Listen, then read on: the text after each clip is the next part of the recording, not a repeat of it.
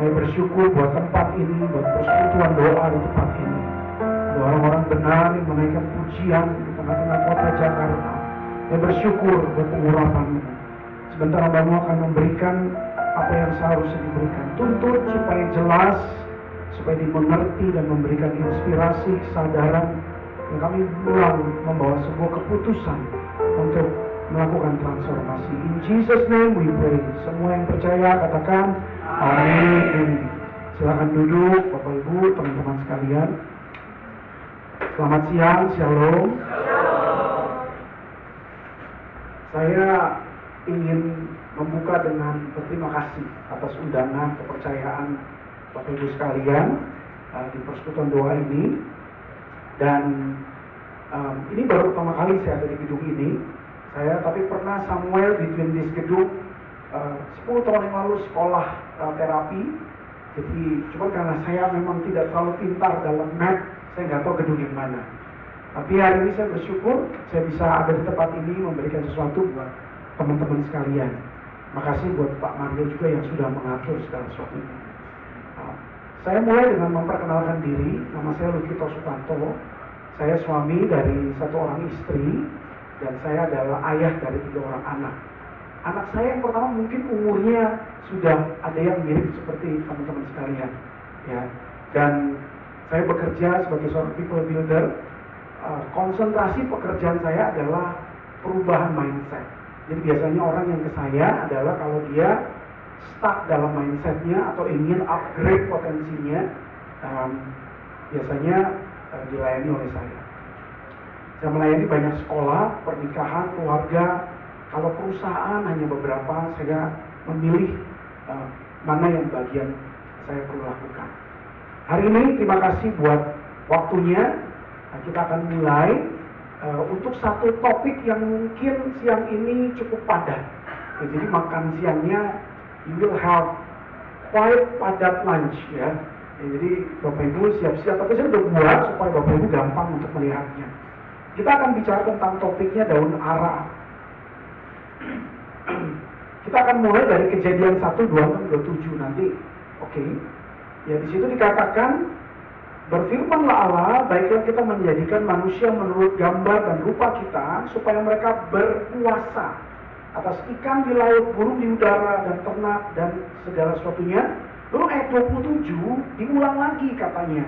Maka Allah menciptakan manusia itu menurut gambarnya, dan diulang lagi, menurut gambar Allah diciptakan dia, laki-laki dan perempuan diciptakannya mereka.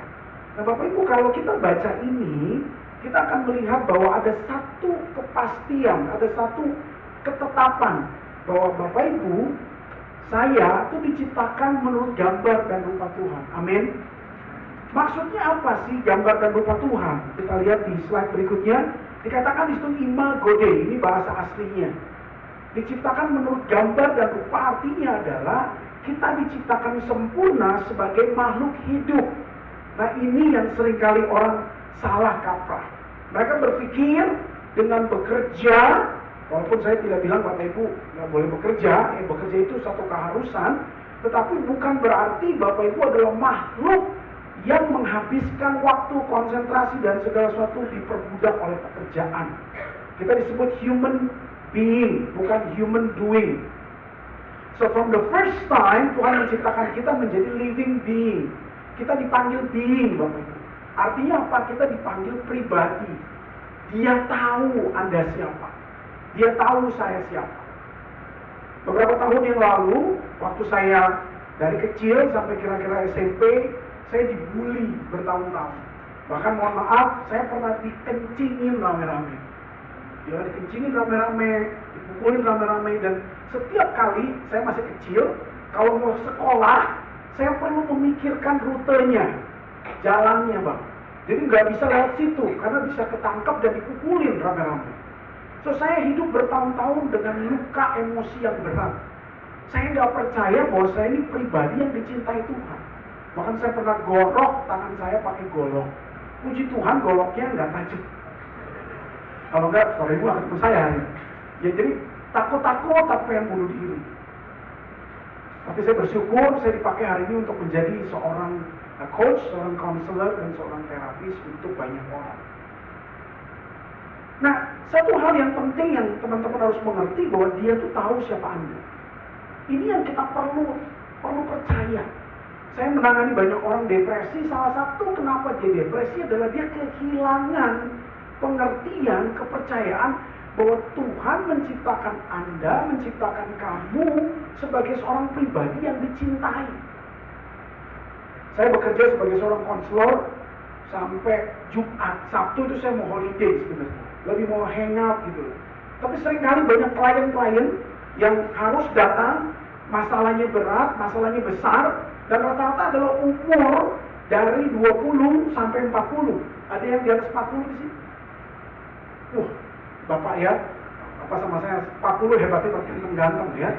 Nah, 20 sampai 40 itu biasanya problem yang sangat besar karena gejolak yang besar. Dan banyak orang datang ke saya karena merasa I'm not worth it. Saya nggak dicintai, saya nggak disayang, saya kehilangan banyak hal. Asalnya dari mana? Karena dia tidak paham bahwa kamu diciptakan itu sebagai seorang pribadi. You are loved. Nah, kalau saya ketemu dengan orang Kristen terutama, karena saya tadi saya cerita saya bekerja sebagai seorang konselor dan melatih banyak konselor, ini cuma sampai di mulut, nggak sampai di sini. Jadi waktu dia hidup, dia beroperasi sebagai manusia, dia akan mengalami up and down, depresi demi depresi, stres demi stres. Just because you lose something important. Kamu adalah imago Dei. Nah, kita lanjutkan lagi. Jadi artinya apa imago Dei? Kamu mewariskan sifat-sifat Allah. Ada begitu banyak hal dalam diri Allah, dalam diri Tuhan yang sama ada kita. Kita diberikan kemampuan untuk menciptakan. Kita punya kuasa tanpa maha. Kalau Tuhan itu maha kuasa, kalau kita punya kuasa tanpa maha. Tuhan menciptakan dari sesuatu yang tidak ada menjadi ada. Kalau kita menciptakan dari sesuatu yang ada menjadi lebih ada. Ngerti ya? Ya modifikasi.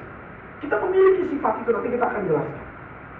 Nah, manusia pertama Adam dan Hawa itu diberikan segala yang baik. Next slide. Dia katakan di situ di Kejadian 2 ayat 9, lalu Tuhan Allah menumbuhkan berbagai pohon dari bumi yang menarik dan yang baik untuk dimakan buahnya. Nanti di rumah baca. Saya tuh paling suka baca Alkitab itu kitab Kejadian. Ini handphonenya buat saya. Gak apa-apa. Saya paling senang baca itu kitab Kejadian. Anda mau tahu kodrat Anda siapa? Anda mau tahu bagaimana caranya manusia pertama jatuh dalam dosa? Di situ. Anda mau tahu tentang berbagai macam healing? Ada di situ. Nah, kita nggak bisa bahas banyak hal. Tapi Adam dan Hawa diberikan banyak tumbuhan dari berbagai macam bumi, dan itu dikatakan menarik dan baik untuk dimakan buahnya. Ingat baik-baik. Jadi mereka itu disediakan yang banyak, yang baik. Lalu apalagi, next slide, Adam dan Hawa juga diberikan hikmat dan kuasa. Dikasih yang namanya pekerjaan, tugas untuk memberi nama binatang. Saya pernah ditanya sama salah satu murid saya, kasih nama binatang mah gampang. Ya saya bilang sekarang, coba zaman itu nggak ada namanya loh. Perhatikan baik-baik, burung aja tuh namanya banyak. Saya tuh pecinta anjing. Saya cukup hafal nama-nama anjing, gak gampang hafal ini. Tapi Adam dan Hawa diberikan kemampuan untuk menciptakan nama-nama. Itu tugas pertama dia dan ditetapkan. Jadi Adam dan Hawa diberikan segala yang baik dan dikasih pekerjaan. Jadi baik-baik teman-teman semua, Anda boleh bekerja dimanapun, Anda boleh bekerja dimanapun, melayani dimanapun. Jangan pernah tertukar. Anda bekerja bukan untuk menggenapi pribadi Anda, tapi Anda bekerja untuk mengekspresikan pribadi Anda.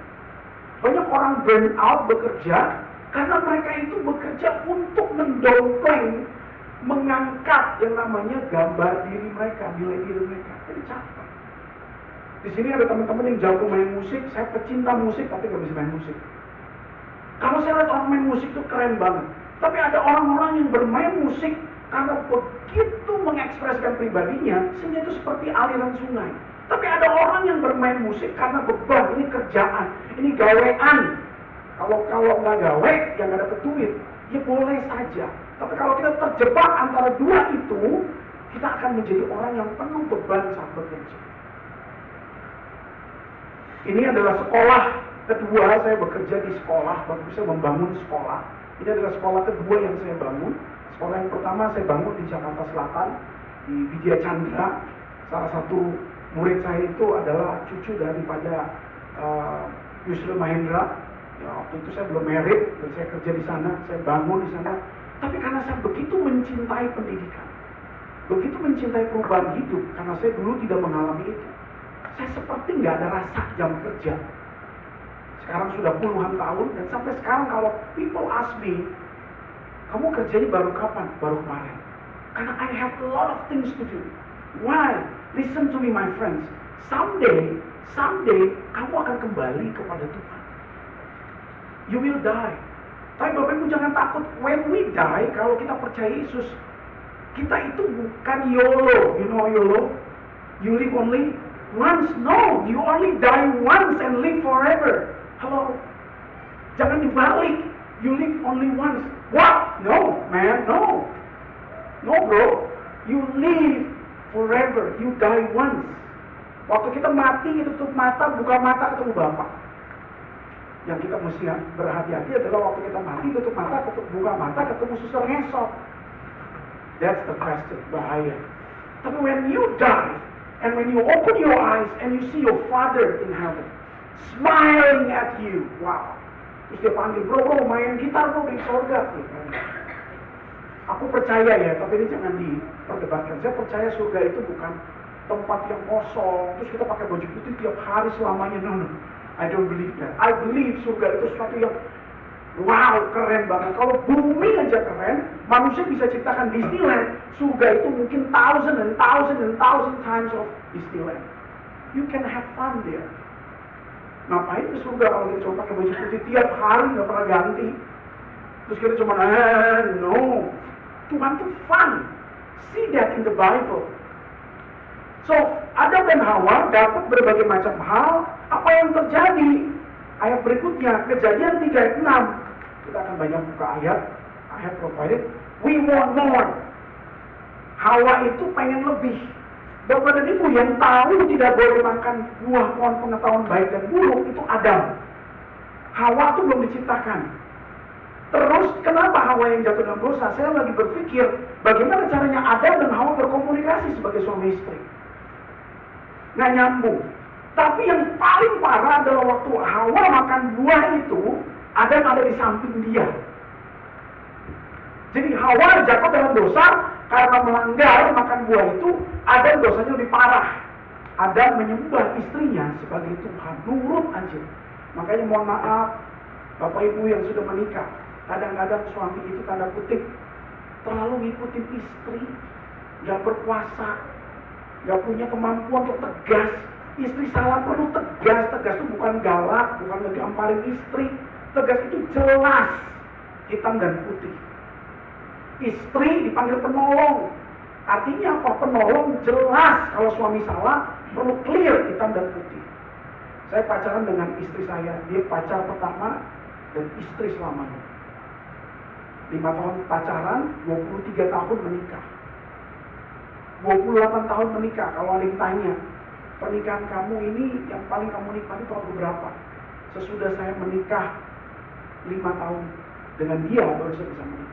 Kenapa? Karena ada begitu banyak hal yang saya nggak ngerti. Saya udah pacaran sama dia, ketemu tiap hari, tapi kayak beli kucing dalam karung. Tiba-tiba muncul, oh begini sifatnya, dia mulai, dan kita ribut setengah mati sana sini. I love her, she loves me. Tapi cinta kita itu jadi kacau. Kenapa? Karena ini, we want more. Nggak jelas. Puji Tuhan, saya berubah, saya belajar. Wah, perubahan luar biasa. Tapi bukan perubahan, Bapak perlu lihat darah yang tercucur untuk berubah. Saya ini nggak gampang untuk bisa berubah. Saya mungkin baru benar-benar pulih itu 10-15 tahun yang lalu. Karena dibully, saya sering kali kalau lagi makan sendirian, Tiba-tiba ada orang kantor datang rame-rame, tahu ya orang kantor kalau datang rame-rame kayak dunia punya dia nih. Saya bisa ketakutan setengah mati loh, padahal saya nggak kenal orang itu. Karena saya pernah dipukulin, saya pernah ditarik, dipukul, tendangin. Jadi saya rasanya tuh takut. Dan itu terbawa sampai saya besar. Saya punya anger issue, maka saya banyak menolong orang yang punya anger issue. Jadi ada begitu banyak hal. Tapi awalnya dari mana? Perempuan itu melihat panca indera kita dipakai Tuhan untuk bisa menikmati karya Tuhan. Tapi panca indera kita itu juga gerbang kejatuhan kita. Saya banyak menolong ibu-ibu, wanita-wanita yang bilang begini, Coach, aku mau diet. Aku pengen turun berat badanku biar bagus. Saya mulai cari, ternyata bukan masalah diet. Tapi ada salah satu dari banyak hal. Dia nggak bisa tahan kalau scrolling, ngeliat Shopee food, diskon 50%. So she buys anything, any food. I love it, I like it. Then you get fat. Saya ngomong begini, mohon maaf, bukan untuk nyinggung siapapun. Tapi kalau kita tidak bisa menguasai makanan yang kita makan, itu berbahaya. Next time, kalau kita punya waktu, saya akan share kecanduan saya. Saya tuh candu makan nasi goreng. I love nasi goreng. Saya candu makan sate bubur ayam. You know sate bubur ayam? Kayaknya kalau makan bubur nggak pakai sate itu rasanya kayak gimana gitu. Dan saya suka itu namanya usus ati amplak. Kalau saya program, saya berhenti. Nah, bedanya adalah karena saya ngerti sainsnya, ngerti caranya, saya nggak gila. Yang kasihan itu orang yang diet, aku mau diet, yes di kamar mandi, yes. Begitu keluar makan makanan, lalu dia mulai tahan, akhirnya begitu dia makan dia merasa bersalah, hormonnya nambahin lemaknya, jadi makanya makin besar. Gue udah diet, tapi kenapa kok makin besar? Karena hormon yang diciptakan dari mind kamu itu membuat kamu makin besar. Not because of the food. Wah, banyak yang marah sama saya. Kan tolong jagain pulang saya, Kak. Dia pembicara baru kali ini ngomong begitu. Dengar baik-baik teman-teman. Satu hal yang dites sama Tuhan itu menjaga badan kita. Saya nggak bilang Anda harus badannya gede kayak bodybuilder. Enggak. Tapi you need to take care of yourself. Kalau kita lihat stres yang paling gampang itu dipicu karena kamu nggak mampu menjaga badanmu. Tidur tengah malam, makan berlebihan, you don't do exercise, you don't do the stretching. Dan akhirnya apa? Kita tuh terbiasa untuk hidup di dalam keterburuan, rush. You live in a rush hours. Makanya kita punya cara pikir kita itu tidak sehat. Dan suatu saat, because you are young, you are still strong. Tapi kalau umur saya sama Bapak nih yang kelompok sicap, kita mulai agak tahu sendiri ya. Itu mulai ngeng, lupa ini, lupa itu. That's why you need to train yourself. Nah, kita lanjutkan. Yang luar biasa dikatakan di sini adalah buahnya itu baik untuk dimakan, sedap kelihatannya, dan menarik hati karena memberi pengertian. 3 hal ini itu sudah ada mereka miliki. Pohon Taman Eden itu banyak buah yang baik dimakan, menarik. Kalau ngomong hikmat, Tuhan udah kasih juga Adam dan Hawa. Tapi karena pengen lebih, akhirnya terciptalah dosa. Slide berikutnya. Maka terbukalah mata mereka berdua dan tahu bahwa mereka telanjang. Bapak Ibu mereka itu sadar bahwa telanjang. Tapi ketelanjangan mereka tidak memalukan mereka. Coba nanti di rumah baca baik-baik. Adam dan Hawa itu sadar, bukan nggak sadar, gue udah telanjang. Tapi karena belum jatuh dalam dosa, ketelanjangannya jadi kesempurnaan. Begitu jatuh dalam dosa, gue telanjang. Itulah dosa. Dosa membawa sesuatu untuk melihat dalam diri kita segala yang tidak sempurna. Makanya kita merasa kurang lagi. Hidungnya udah bagus, pengen dipanjangin. Pipinya udah bagus, pengen diapain. Saya nggak bilang nggak boleh nih. Tapi kalau itu memang kerusakan karena kecelakaan mungkin. But it's there.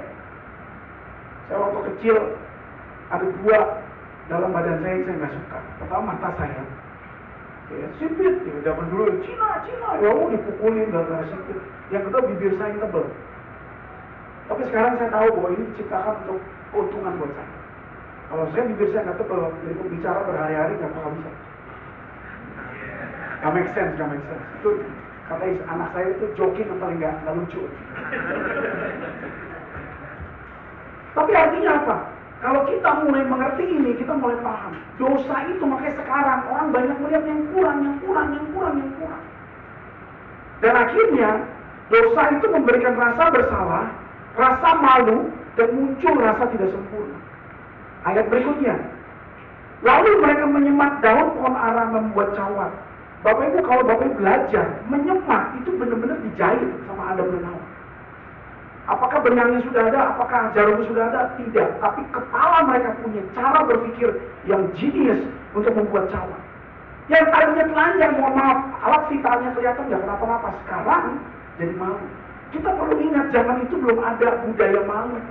Budaya malu baru ada sekarang. Tapi kenapa di Taman Eden begitu ketahuan telanjang, dia tutupin pakai cawan? Kenapa itu yang ditutup? Kenapa nggak begini? Anda nggak pernah berpikir seperti itu? Itu membuktikan bahwa manusia mencari tahu apa yang selalu kurang. Nah, kalau kita bicara ini nanti panjang. Ini hubungan tentang seks dan lain-lain. Dan dalam hidup ini, kita itu selalu menjadi orang yang gampang pakai topeng. Kita tutupin segala sesuatu. Yang kurang, yang jelek. Nanti malam di rumah saya ada komunitas. Itu komunitasnya banyaknya ibu-ibu. Ada beberapa suami, tapi banyak ibu-ibu yang suaminya tidak ada. Bapak Ibu, kalau Bapak Ibu kedalami kasus mereka, itu orang-orang yang mencoba menutupi semua yang kurang. Dan waktu masuk ke komunitas itu, kita bongkar satu persatu. Karena waktu kamu menutupi, pakai topeng, hidupmu pakai topeng, kamu akan capek. Saya bicara topeng di sini bukan bicara begini ya. Ada topeng yang sehat, namanya manners, sopan santun. Saya ini orangnya friendly, ramah, tapi nggak mungkin dong ketemu Pak Mario langsung, wah Pak Mario gandengan tangan. Dia bakal bilang, aneh nih orang. Kita perlu manners, itu namanya topeng juga, nggak apa-apa. Tapi topeng maksudnya di sini ditutupi supaya orang lihat yang lain. Nah, kita akan lihat dengan cepat daun ara modern. Yang pertama, penampilan religius. Oh, kelihatannya religius, kelihatannya banyak pelayanan, bagus sekali tampil di depan umum seperti ini. Tapi sebetulnya untuk apa? Untuk menutupi rasa bersalah. Untuk supaya kelihatan baik. Nah, ada topeng yang seperti ini, tapi beda ekstrim, beda sisi. Dia bilang begini, makanya gua nggak mau rohani-rohanian. Buat apa rohani-rohanian? Nah, itu dia topengnya juga. Kau berusaha membuat topeng yang kamu rohanikan untuk sesuatu yang tidak rohani. Dengar baik-baik teman. Hal rohani itu bukan sesuatu yang harus dikejar, karena Anda itu adalah makhluk roh. Anda waktu mati, tubuh kita tuh nggak bisa kepake. Saya 2 kali mandi mayat. Satu teman saya orang Amerika, yang kedua lagi baru kemarin mati, namanya Adam lah. Adam berpulang, bertemu dengan Adam. Mayat. Istrinya nangis, pukulin dia, bangun. Dia nggak bangun. Dia nggak tiba-tiba, ayo, gangguin aja kamu. Nggak gitu. Dia nggak bisa ngapa-ngapain. Dia berpulang, yang kembali 2, roh dan jiwa. Kita ini makhluk roh. Nanti waktu kita ketemu dengan orang yang tidak punya roh lagi, itu jadi mayat. Dan waktu dimasukin ke tanah, hilang. That's why kita perlu ngikut, paham betul. Kamu itu nggak boleh bilang, aku nggak rohani, nggak bisa. Lu makhluk roh. Itu sama aja mengingkari DNA dirimu, kodrat dirimu. Kita tidak hilang seperti Stephen Hawking bilang, oh nanti kamu akan hilang seperti molekul di bumi. Nah terus hadirnya bagaimana? Nggak masuk akal. Waktu itu saya belajar psikologi, saya belajar pendidikan, saya belajar teologi. Ketiga ini bukan membuat saya mengerti, malah saya banyak yang ngerti. Tuhan itu nggak bisa dicari sama otak manusia, terlalu susah. Tapi memahami ini saya akhirnya mengerti bahwa kalau orang yang menjauh dari kerohanian, dia sebetulnya menjauh dari kodratnya. Tapi ada banyak orang yang pakai daun ara ini untuk menutupi. Yang berikutnya, pencitraan diri. Ya, media sosial ditampilkan, status sosial, penampilan-penampilan yang besar. Saya nggak bilang Bapak Ibu nggak boleh pakai barang bermerek. Silakan. Tapi kalau Anda pakai barang bermerek supaya biar orang lihat gua keren, nah itu masalah. Saya pakai BMW supaya orang lihat keren. Saya pakai Rolex, yang masalah beli itu. Makanya banyak orang akhirnya jatuh dalam hutang, jatuh dalam kesengsaraan, karena hanya untuk menunjukkan kepada orang lain Bro, orang lain nggak bayar cicilan Anda. Yang bayar cicilan itu kita. Why you impress people and people forget you? Bapak lihat saya, kita cuma lihat begini. Oh, ngapain saya impress bapak ini lihat saya? No, kita akan segera melupakan. Begitu pulang, baik, udah lupa. Benar gak sih? So, live your life without burden. Hidup Anda tanpa perlu beban yang berlebihan. Like, enjoy. 20.000, no problem. Kalau memang ini penting 20, beli 20. But if you have the money, no, it's okay. Tapi tanya dirimu, saya impress orang atau bukan? Daun arah yang ketiga, perbuatan baik sebagai kompensasi. Wah, manis banget, baik banget sama orang. Semua dikasih. Sepertinya dia itu adalah orang yang paling baik sekali. Tapi coba cek dalam diri Anda. Jangan-jangan Anda tutupi itu supaya orang suka sama Anda. Dan begitu Anda tidak dibalas sesuai dengan perbuatan Anda, marah. Wah, ini banyak kasus seperti ini. Ini daun arah yang berikutnya. Yang berikutnya lagi adalah pelarian diri. Menghindar dari kenyataan dengan kesibukan, hobi ekstrim, hiburan agar tidak merasa malu atau bersalah. Salah satu yang menarik adalah di dalam penelitian psikologi, orang yang suka nonton film horor, saya nggak bilang sekali-sekali ya, yang suka. Oh, suka banget nonton horor, adrenalin. Itu ternyata ada penyimpangan dalam diri. Ini penelitian psikologi. Orang-orang yang suka lompat dari tepi bungee jumping yang pokoknya dia kejar, itu sebetulnya mencari pelarian. That's why kecanduan itu pelarian. Bapak Ibu perhatikan baik-baik, perhatikan apa yang ada di handphone Anda. Kalau ini membawa Anda kecanduan, it's a problem for you. Makanya Brad Pitt bilang dalam film F1, this is just a noise. Nonton filmnya F1? Nggak nonton ya? Kasian banget. Bagus filmnya bro, bagus banget. Dia bilang it's a noise, yes. Sosial media itu noise. Saya nggak bilang Bapak Ibu jangan pakai sosial media, saya juga pakai. Tetapi it's a noise. If you cannot put your handphone away, terus Anda tidak bisa lepas, kacau. Hidup Anda akan tergantung dengan itu. Salah satu penelitian mengatakan kenapa anak zaman sekarang, orang zaman sekarang paling sering mengalami kesepian. Because you cannot separate 6 minutes without this. 6 menit ujian, 6 menit taruh nggak ngapa-ngapain, diem aja, bisa nggak? Kalau nggak bisa, resah, tanda-tanda bahwa Anda itu punya bibit kesepian. Coba ya, kayaknya marah lupa sama saya nih. Coba ya nanti, taruh handphone-nya, diem 6 menit. Kemudian penelitian udah jelas. Makanya kalau saya nggak mau taruh, malam mau tidur taruh, besok pagi bangun jangan pegang. Kecuali biasanya saya pegang itu kalau anak saya kan dapat beasiswa di Jepang sekolah. Jadi kalau ada bencana itu saya baru buru-buru pegang, mau ngecek. It's okay. Tapi kalau ini terus scrolling terus, wih dia bagus tuh, dia pakai bajunya keren, ini cantik banget tuh dia. Your life is too much full of noise.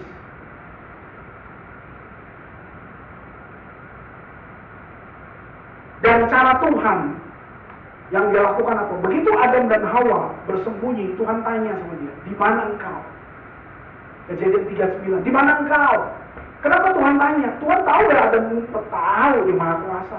Tapi pertanyaan di mana engkau adalah kejujuranmu dibutuhkan. Kalau Bapak Ibu hari ini tahu bahwa kamu pakai daun arah, tutupin untuk segala sesuatu, jujur. Kamu nggak perlu ngomong sama semua orang, weh gue begini-begini, enggak. Nggak semua orang itu bisa terima keadaan Anda. Cari profesional. Tapi yang nomor satu berdoa sama dia. Serius. Tuhan, aku mau jujur, aku ada di sini. Beberapa waktu yang lalu, ada seorang anak datang ke tempat saya. Anaknya masih muda. Dan dia cerita berbagai macam hal tentang kejujurannya.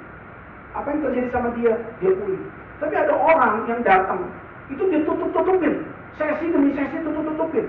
Sementara saya tahu dia berbohong. Dia berbohong. Tapi dia tutupin terus supaya dia mencari aman. Sampai satu kali saya tanya, why you keep lying? Dia bilang, how do you know I'm lying? I know. Trust me, I know. Dan akhirnya dia buka.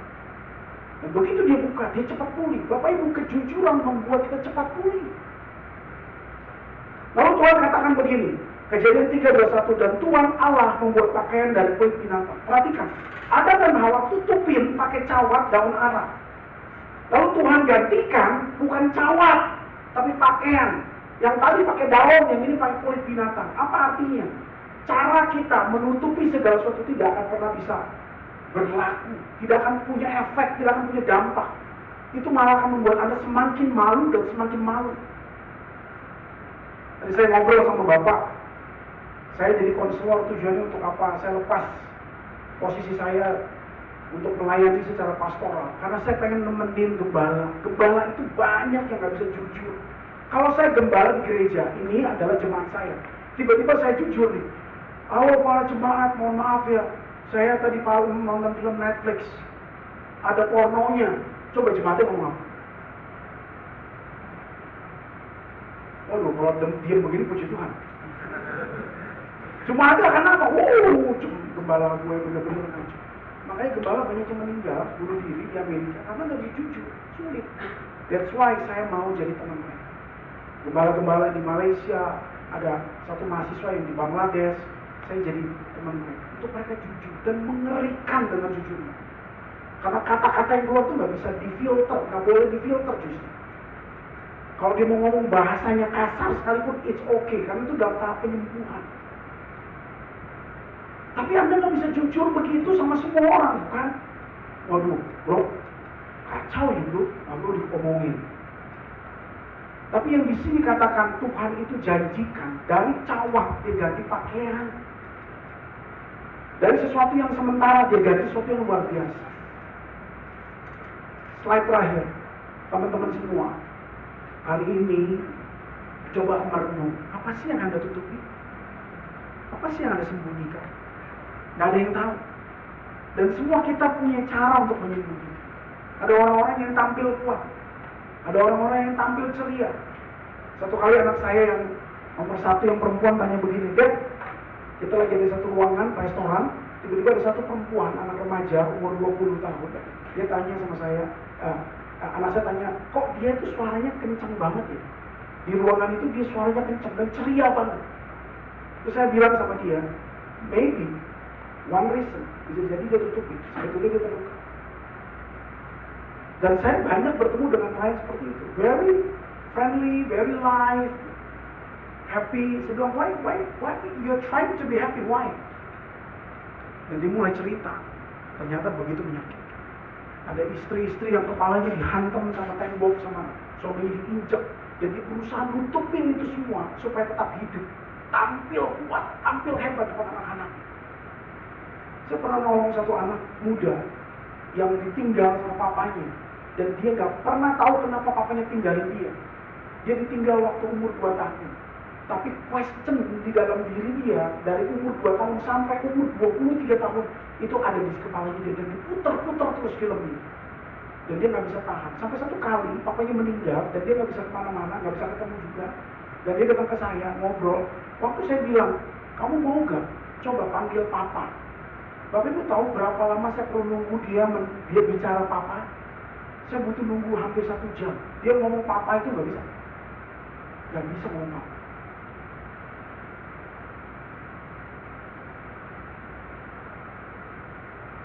Dan begitu dia bisa nangis.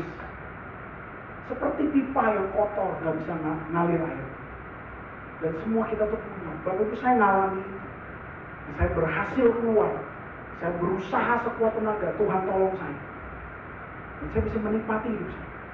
And I want you to know, my friends, you're not alone. You're not alone.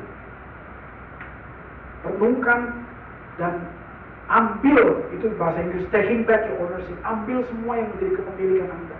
Yang sekarang mungkin tidak lagi Anda miliki. Tapi dengan jujur dan terbuka dan berproses, Anda mengambil kembali kepemilikan. Yang pertama, terima Yesus.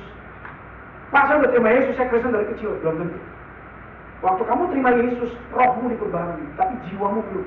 Halo? Jangan salah ya. Kita terima Yesus, roh kita diperbarui, tapi jiwa kita belum. Jiwa itu apa sih? Pikiran, perasaan, kehendak.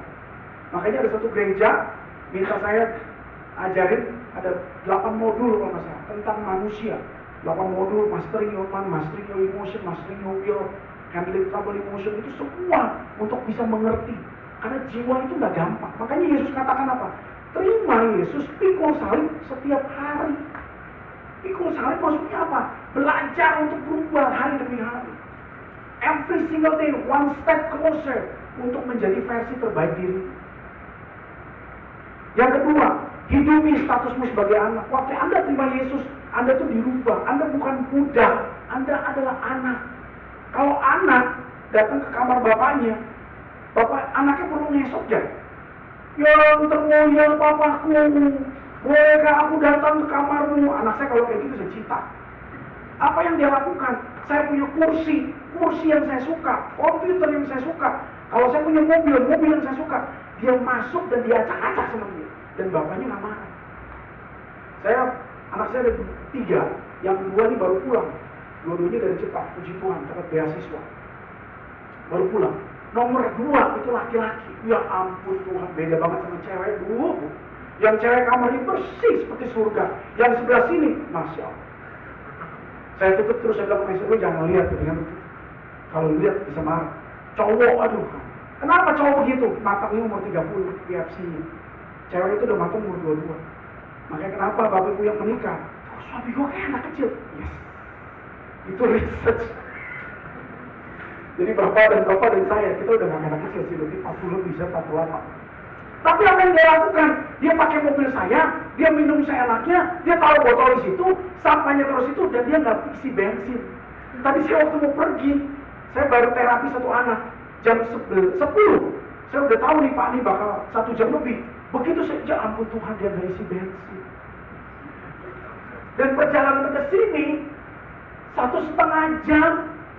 Ini kalau macet tengah jalan, Pak Mario bisa marah, gimana caranya? Saya pikir otak nggak perlu marah. Saya marah juga percuma. Saya bilang, Mac, namanya Matthew, Mac, kamu nggak isi bensin? Ya udah isi aja kali dia, kenapa ribut? Tuh anak kalau remaja cuma ngomong sepotong-sepotong. Kalau orang tua nggak ngerti psikologi perkembangan, jerawatan tuh orang tua. So, hidupi statusmu sebagai anak. Anda tuh anak saya tuh anak. Mau kayak bagaimana tuh anak dia, anak saya. Ya dia pulang datang kita makan nasi padang, saya aja hemat-hemat makan nasi sama ayam 1, udah gak usah pakai macem-macem. Dia nyampe rendang 2, mintain 3. Dia nggak pernah nanya tuh, hey bro, Pak, lu punya duit ya? Enggak. Pokoknya dia believe in Jesus name my father got the money. Nggak pernah mikir. Begitu udah kalau anak. Bapakku saya punya anak ketiga, umurnya 12 tahun, cowok. Dia nggak kayak anak-anak yang lain, suka makannya yang manis-manis. Dia minum air putih. Jadi makannya plain, burger doang. Seumur ini bisa juga pusing. Udah berdoa, berpuasa, cipratin minyak. Saya guyur minyak tetap nggak bertobat-tobat. Jadi saya kalau pergi sama dia, saya nggak merasa kurang jadi bapak. Tapi kalau keponakan saya datang, waduh, dia semua keponakan saya panggil saya Daddy. Dad, aku mau ice cream, beliin. Saya feel happy as a father. Kalau anak saya nomor 3, mau Brian mau kayak candy nggak? Mau es krim nggak? Enggak, semua enggak. Saya tuh hemat banget sama dia. Baju nggak usah beli, dibeliin jaket, why you have to buy? Aku nggak minta, ini kasih orang aja. Anak saya nomor 3 kalau bapaknya belajar psikologis namanya strong will child. Karena bapaknya tahu strong will, makanya kita didik dia beda. So anak itu be a child, my friend. Minta bro minta apa sama bapak, jangan gue ke bapak. Ayo doa seperti anak. Yang ketiga, yang terakhir, buang daun ara, buang tuh topeng semua, belajar untuk ngomong jujur. Salah satu yang paling unik daun ara yang disimpan, terutama buat wanita adalah waktu ada satu orang temannya bilang gini, sis, lu cantik loh. Dia langsung bilang gini, enggak, lu juga. Waktu orang itu bilang kamu cantik, dia nggak request to explain bro. Halo? Tapi kita langsung otomatis immediately explain, enggak, lu juga cantik. Gua kan minta lu jelasin, kenapa lu jelasin? Daun ara. Cukup, thank you. Setiap kali orang muji, dia tidak pernah memuji dirimu sesungguhnya, dia memuji value dalam pikiran dia. Saya bilang sama Mario, Bapak rajin loh Pak. Saya puji dia itu, komplimen buat dia, karena ada value di kepala saya, benar gak sih? Karena saya meninggikan kerajinan dan hamba Ini hamba loh. Dia mau nolongin Anda untuk jalanin PD ini. Berarti saya puji dia karena value saya. Tapi kalau value saya nggak ada, saya nggak puji dia. Kalau paham? Jadi orang puji itu nggak usah kayaknya kita gimana.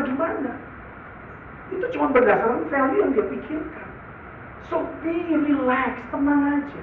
Hidup kita jadi nggak gampang kena macam-macam. Jangan gampang baper. Halo. Jadi wanita-wanita kalau dipuji, kamu cantik yuk. Makasih. Selesai. Ya kadang-kadang saya dengar percakapan ibu-ibu ya istilahnya, gile lo urusan lo juga sama cinta urusan. Dalam hati saya nggak selesai nih. Tinggal berhenti ngomong thank you selesai. Saya jadi isi saya panggilnya non. Orang kalau muji kamu, itu sebenarnya nggak pernah muji kamu sesungguhnya. Saya jari, masa sih iya, udah tenang aja, nggak usah dijelasin. Ya sekarang kalau Ci, masakan enak, makasih. Jadi hidup kita santai. Nah kalau kita udah balas, kita kayaknya berhak juga untuk muji dia. Padahal dia nggak sepertinya keren buat kita, nggak cantik. Tapi mulut kita karena nggak enak, lu cantik. Dalam hati, keren. Jadi kamu pakai topeng terus. Memang kita perlu belajar untuk melihat sisi yang baik, betul. Tapi jangan munafik. Akhirnya hidup kita digelola dengan rasa dalam diri enggak. Kok kita perlu terpaksa untuk muji dia? Ada banyak, Pak. Kesimpulannya apa? Buat teman-teman semua yang masih umurnya di bawah 40. Yang 40 nanti ya Pak, bentar ya Pak. Yang masih 40, hidupi hidup Anda. Anda itu masih punya kekuatan, masih punya hikmat yang besar. 40 ke atas itu bukan gak kuat, tapi kita itu udah mulai cari slow living. Saya ini mau pindah ke Salatiga, biar apa? Hidup di gunung, saya tuh suka camping, santai gitu. Kayak masuk sini, aduh mulu saya. Macet kayak boleh helikopter aja kali ya. Hidupi hidup Anda, nikmati, bro, musik, hidupi, benar. One day you will get stressed, play the music. Yang suka sport, olahraga yang benar. Saya suka boxing, saya sangat suka boxing. Bukan buat berantem, tapi boxing itu buat saya terapi. Saya suka pohon. Di rumah saya banyak pohon. Saya suka buntingin daun. Saya suka ngelapin daun. Jadi kalau isi saya macam-macam, saya lapin daun. Saya lapin. Kamu tuh gini. Saya punya pohon, udah saya pindahin ke belakang. Ini pohon terkenal, kalau dipindahin dia stres. Saya ngomong sama pohon itu. Kamu diperintahkan di Alkitab untuk tunduk di bawah saya. Kamu tumbuh dengan baik, tumbuh dengan cantik untuk kesukaan saya. Tumbuhnya bagus. Dilapin sama saya. Bapak Ibu, nikmati hidup. Jangan cari-cari yang gak perlu. Cintai ketidaksempurnaan. Semua hidup kita ini banyak yang gak sempurna. Semua. Cintai ketidaksempurnaan supaya yang sempurna itu bisa hadir. Kalau kamu cari-cari yang gak sempurna. Kenapa ya? Pak Mario kayaknya begini. Kenapa ya? Ibu itu begini. Kenapa ya? Anda tuh capek. Cari yang sempurna. Cari yang cintai yang tidak sempurna. Nanti yang sempurna. Amin. Mari kita berdoa. Kami mengucap syukur untuk hari ini.